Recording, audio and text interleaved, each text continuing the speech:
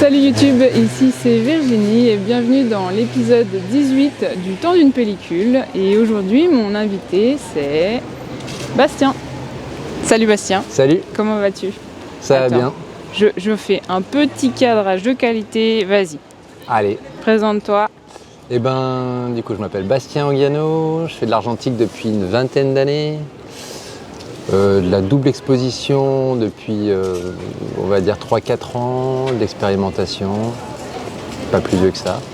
Et puis, quoi d'autre? Je bosse surtout essentiellement en noir et blanc. J'ai fait de la couleur un petit peu avant, mais c'était avant. Ok. Et ça me paraît beaucoup plus compliqué maintenant la couleur, donc je suis repassé à du noir et blanc, et donc beaucoup de noir et blanc, beaucoup plus que de la couleur. Voilà. Ok. Et du coup, ouais, tu fais pas mal de double expo. Moi, c'est comme ça surtout que j'ai découvert ton compte avec tes photos en multiples expositions. Ouais. Et je dois dire que j'aime beaucoup. Merci, c'est cool. Est-ce qu'il y a une raison particulière par rapport à ça? Alors le projet, l'expérimentation de la double exposition, c'est parti du confinement où je me suis retrouvé avec mes enfants et ma femme à la maison, confinés, et j'ai commencé à vouloir expérimenter plus en argentique parce que j'avais un peu de temps et expérimenter avec les sujets qui étaient autour de moi, donc mes enfants, les végétaux, parce que j'habite à la campagne et que j'avais plein de végétaux autour de moi. Et que donc j'ai commencé à mixer les portraits avec de la végétation. Et plus ça avançait, plus j'étais dans cette recherche effectivement de superposition, essayer de comprendre ce qui marchait le mieux et d'être dans cette expérimentation. Voilà. Et donc ça a vraiment commencé avec ma famille, avec les enfants. Et puis après, quand ça a commencé vraiment à les gonfler, que je les prenne en photo et qu'on a arrêté un peu le confinement, et je me suis rapproché vers d'autres personnes que je pouvais aussi prendre en photo, mais pour le coup que je connaissais pas, qui étaient extérieures au truc, qui se prêtaient au jeu de la double exposition, qui n'étaient pas forcément des modèles, mais qui étaient des fois d'autres photographes, des fois c'était des danseuses, des trucs. Voilà, c'était aussi des rencontres, Ouais. et c'était aussi du coup l'occasion d'expérimenter un peu plus encore cette double exposition. Après, j'ai aussi fait la double exposition comme ça, c'était avec les végétaux. J'en ai fait beaucoup avec des végétaux. Mais après, j'ai fait aussi, et ça c'était intéressant, les films swap avec d'autres photographes. Ouais. Et où là, du coup, c'était un autre univers qui se collait au mien. Oui. Et où ça a été vraiment aussi intéressant et riche de voir aussi comment on pouvait caler d'autres choses que les végétaux, justement, parce que je savais pas ce que les autres allaient caler sur mes propres images. Donc toi, tu faisais plutôt la partie portrait, du coup. Alors, on était toujours calé sur le format. Moi, je faisais les 18 premières images en portrait et les 18 suivantes en fond. Ah, génial. Et les photographes Ok. à qui j'envoyais faisaient le contraire. D'accord. Ah ouais, du coup, ça permet de faire vraiment un peu de chaque pour chacun. Exactement, ouais. Ah, c'est top. Et du coup, on ne savait pas, c'est aussi tout déjà en argentique, la superposition, c'est un peu aléatoire. Plus tu avances dans l'expérimentation, plus tu te rapproches d'un truc que tu recherchais et que tu aimes bien. Mais là, comme c'est complètement aléatoire, tu ne sais pas ce que l'autre va faire, c'est vrai que d'avoir cette petite contrainte de faire 18 portraits, 18 fonds et l'autre l'inverse, ça nous permet de caler quand même des portraits sur un fond et que ce ne soit pas deux fonds qui se collent et qui ne soient pas trop lisibles. Oui. Bah oui. Et franchement, il y a eu vraiment des rendus surprenants et hyper intéressants. Et c'était, ça c'est riche. J'ai fait 4 films comme ça, il y en a 2 encore dans les tuyaux là qui Génial. doivent arriver, mais Ok. cool. Super, et merci pour cette belle présentation. Content d'en savoir plus. Et du coup, c'est parti, on va lancer le défi, t'es prêt? Allez, je suis chaud bouillant. Alors,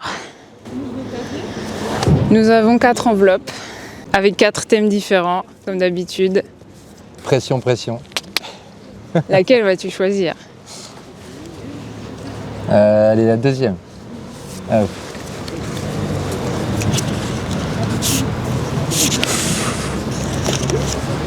Alors, 2 roues. Ouh. Ah ouais, Ça va te changer, je pense. mais grave. Mais ça va être intéressant du coup, écoute. Mais ouais, ça va carrément changer. Je montre la photo, non, peut-être de... Ouais, tu peux. S'endormir au volant, c'est très dangereux. S'endormir à vélo, c'est très rare. S'endormir à pied, c'est très con. Philippe Geluc. Le temps d'une pellicule, je te mets au défi de ne prendre que des photos de 2 roues, grosse moto ou petit vélo, trottinette ou mobilette, en mouvement ou en gros plan, à toi de faire parler ta créativité. Il va falloir traquer les motos et les 2 roues, quoi. Ouais. En même temps, Ça va. manque pas On dans est la en ville. ville, c'est Ouais. clair que voilà. Ça devrait Chez moi, aller. ça aurait été plus compliqué, mais là... Ok, mais écoute, cool, carrément cool. Ça Je t'inspire me un peu demandais vraiment. Eh ben, j'aurais jamais choisi ce thème. Par mais choix. c'est le hasard, Par choix c'est conscient. clair. Parce que les 2 roues, ouais, c'est... Et puis c'est vraiment spécifique. Ouais. Donc il y a vraiment un truc, voilà. Et je tiens à préciser que c'est le seul thème qui était là depuis le début, C'est depuis vrai l'épisode 1, et qui n'a jamais été pioché Et punaise. jusqu'à aujourd'hui. Putain, bah ça, c'est beau, quoi. Ouais. Alors les pellicules, c'est ça, non? Non. Oui. Qu'est-ce qui se passe? Les pellicules, Qu'est-ce qui se les passe appareils, on peut tout faire dans les ordres, peu Allez, importe. vas-y, bah, Je comme vais tu sortir les pellicules que je t'ai ramenées pour ça. Comme d'habitude, plusieurs choix en couleur ou en noir et blanc. Plusieurs ISO, Ouais. selon la météo. Ouais. Je commence par quoi, couleur ou noir et blanc?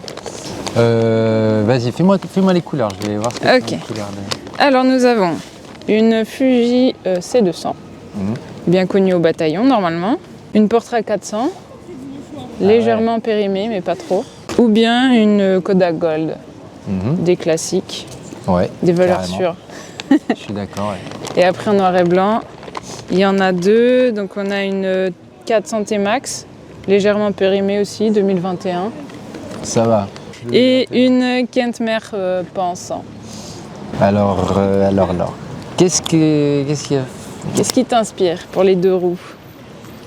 Je pense que je vais pas trop me risquer à faire de la couleur.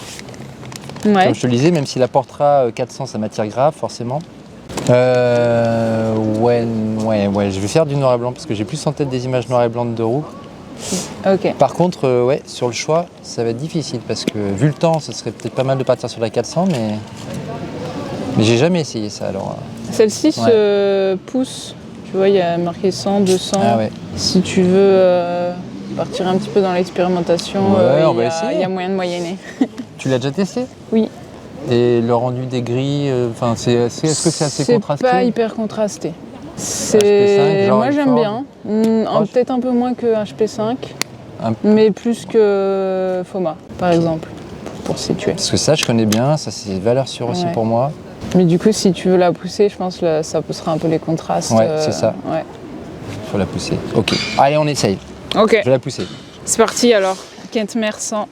Et moi, je te file. Moi, j'ai pris qu'une. Je te laisse pas le Oui, choix. mais c'est très bien. Et c'est une Kodak Double X. Voilà. Donc, celles qui sont prises dans les bobines de film. Trop bien. C'est du noir et blanc? C'est du noir et blanc. Ok. Avec ces bobines, ils ont fait genre Ouais. The Light. Je ne me rappelle plus du titre, mais en tout cas, ils ont fait des films qui sont dans le Ok. rendu du noir et blanc magnifique, quoi. Ok. Et c'est une pellicule que j'utilise. Alors, j'utilise exclusivement cette pellicule pour 2 raisons. Déjà, le prix, grave, parce qu'en fait, c'est devenu hors de prix. Ouais. Avant, j'avais de la Trix. Mais du coup, là, c'est de la rebobinée, c'est ça? C'est quelqu'un qui achète les grosses bobines Les et qui grosses la met bobines, en qui petite la met en capsule. petite capsule. Mais Ok, c'est une pellicule trop que, bien. voilà, ça fait bien 2 ans que je fais que je shoot que avec ça. D'accord. Donc, et c'est pour Super. ça Eh aussi, ben, je c'est suis cool. bien contente. Non mais c'est cool de découvrir ces d'autres pellicules parce que je suis aussi un peu psychorigide de la... Non mais quand j'aime bien une pellicule, c'est vraiment Ouais. compliqué pour moi d'en changer. Et c'est vrai que C'est c'est cool de trouver l'occasion. une alternative un peu à la Trix. Et là c'est vraiment une occasion de Bah, moi, tester je suis contente de découvrir celle-ci, surtout si c'est celle que tu as l'habitude d'utiliser. Ouais. Cool. Et ben, c'est parti, on va. Les appareils faire, ouais, les appareils. Nos petits boîtiers. Nos petits bébés. Hop. Nikon FM2. Super. Avec optique 50 mm, classique, efficace. Alors ouais, C'est j'ai... 1.4 par contre. C'est ça. Cool.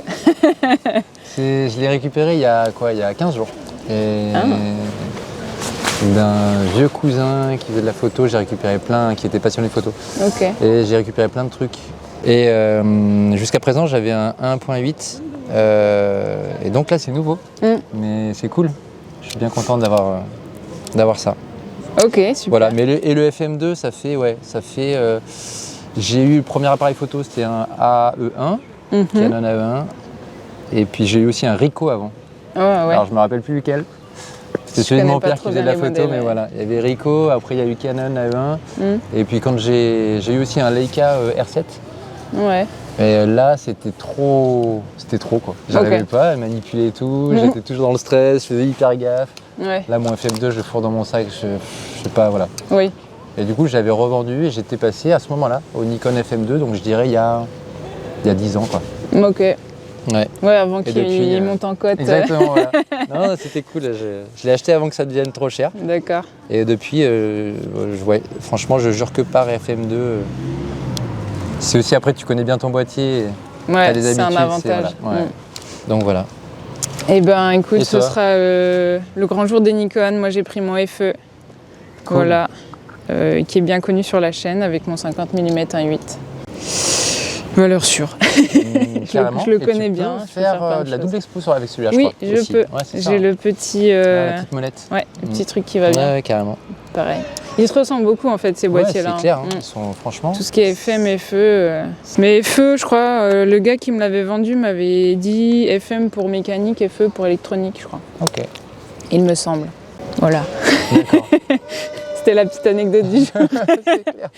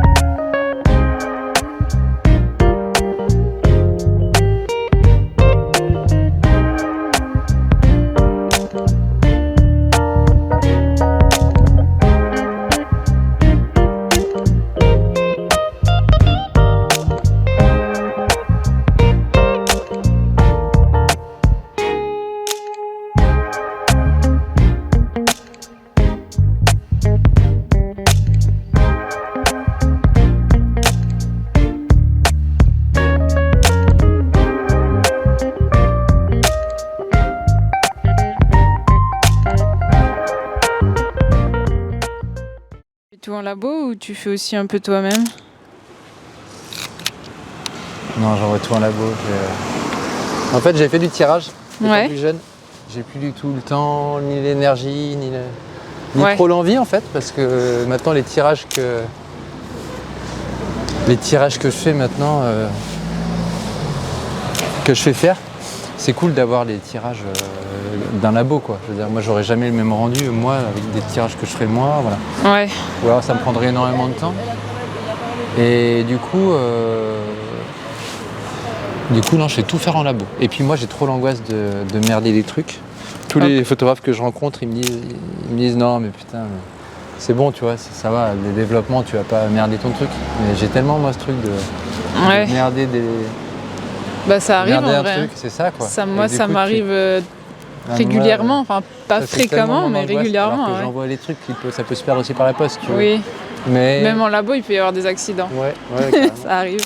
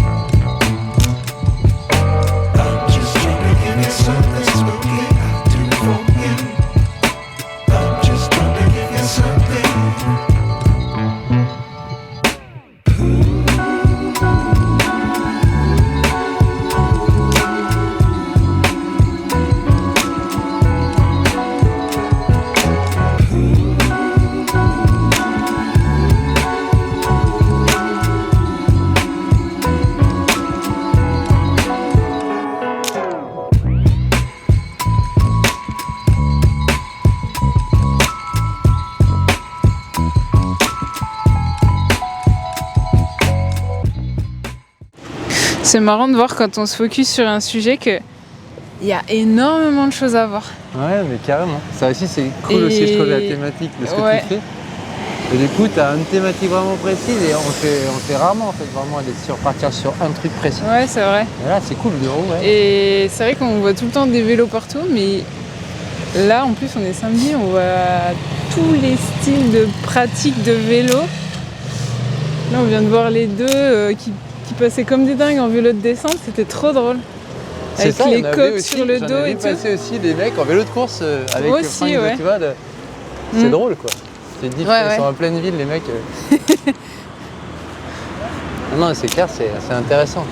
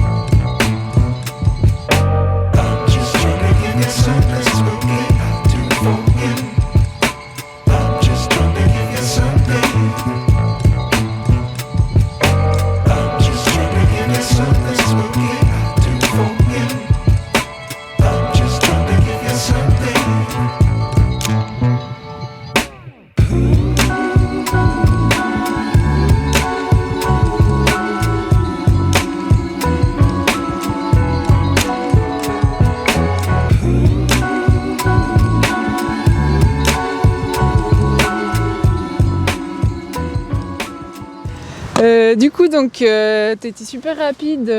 Ça m'a fait plaisir de voir à quel point t'étais inspirée par le thème. Et, je pensais pas l'être, mais... Et comme quoi, on se surprend. Carrément. Et du coup, donc, dis-nous un petit peu ton ressenti par rapport à cette expérience dans son ensemble. Eh ben, c'était super intéressant de se poser une thématique particulière et vraiment de s'imposer ce truc-là. Faire une déambulation, comme on le disait ensemble, aussi, c'est aussi riche et puis ça change l'approche, ça change la pratique de la photo de rue. Donc ça, c'était cool. Et puis oui, avoir un peu ce nouveau, ce regard vraiment du coup centré sur une thématique propre. Ouais. C'est vrai que j'avais jamais fait. Souvent, tu sors dans la rue et tu prends un peu des scènes de vie, des trucs comme ça. Ouais, si t'inspires sur le moment, c'est vrai. Donc là, tu as une thématique qui est quand même assez riche aussi malgré tout, parce que tu peux être effectivement dans le détail et puis sur d'autres choses qui sont plus larges. Mais donc c'était super sympa. Ouais. C'était agréable. Ça a été très court, mais intense. Mais intense. Ouais, c'est ça. Ouais. Non, c'est vrai que ça a été rapide. Je pensais pas moi-même avoir autant de matière pour faire des photos comme ça. Bah, c'est vrai que là, du coup, t'as fait pas mal de choses. T'as fait les détails, t'as fait du mouvement, t'as fait de la double exposition, t'as fait plein de choses. Ouais, t'as abordé le sujet vraiment sous des angles assez. On va voir ce qui en ressort maintenant. Ouais. Parce qu'il y a aussi cette question-là, genre le mouvement, on va voir. Mais c'est aussi le moment de tenter les choses. Exact. Ouais. Déjà une nouvelle pellicule. On va voir le rendu et puis après, Super. Voilà, donc c'était top. Merci du coup pour la proposition et merci pour le Merci à toi moment. D'avoir accepté et puis pour ce moment de partage qui était chouette, de pouvoir aussi en savoir un peu plus sur ton travail et ton approche des choses et tout ça et puis voilà. Je ne sais que dire de plus. N'hésitez pas du coup à aller faire un tour sur le compte Instagram de Bastien. Je ne sais pas si tu as d'autres réseaux ou un site internet. Non, il faut aller sur Bastien Gano sur Instagram et c'est là où on trouve c'est tout. Là où il y a le truc le plus intéressant sur les travaux que je réalise les plus récents. Ok. Parce qu'après, il y a peut-être un site où il y a des trucs plus anciens, mais le vrai intérêt, c'est ce qui se fait en ce moment. Et c'est vrai que dans les derniers trucs que j'ai fait, c'est tout sur Insta, surtout. Ok. Ouais. Et allez voir alors sur Instagram. Ça vaut le détour. Et puis merci à vous encore et toujours de suivre cette belle série, Le Tour d'une pellicule.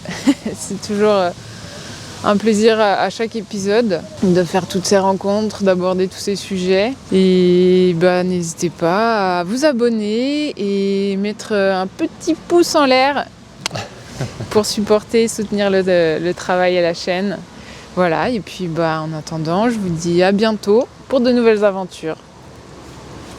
Salut! Bye!